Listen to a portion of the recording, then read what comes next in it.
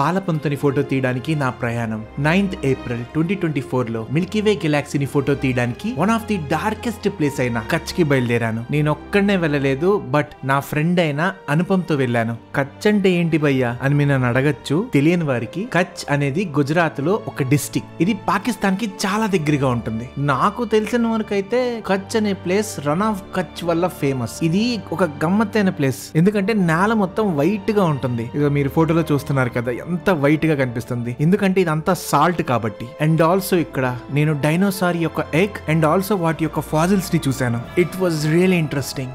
హే topic divert అవుతుంది కదా, sorry, topic లోకి వస్తాను. మా ప్రాణాల్ని అరచేతిలో పెట్టుకొని మిల్కీవే గెలాక్సీని ఫోటో తీయడానికి చాలా ప్లేసెస్ కి వెళ్ళాము. అలా నాకు ఒక ప్లేస్ బాగా నచ్చింది. సో అక్కడ నేను నా కెమెరాని సెట్ చేసి మిల్కీవే గెలాక్సీని ఫోటో తీశాను. ఇప్పుడు మీరు చూస్తున్న ఫోటో అదే.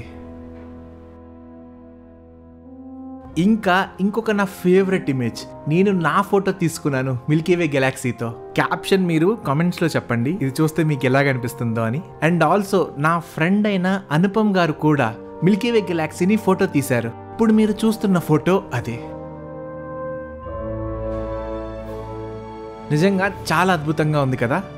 సో ఇదండి నా జర్నీ. కచ్కి వెళ్ళి మొట్టమొదటిసారి మిల్కీవేని క్యాప్చర్ చేశాను. అండ్ నా ఎక్స్పీరియన్స్ అయితే సూపర్. ఇలాంటి వీడియోస్ కోసం లైక్ అండ్ సబ్స్క్రైబ్ చేయడం మర్చిపోకండి. Thank you.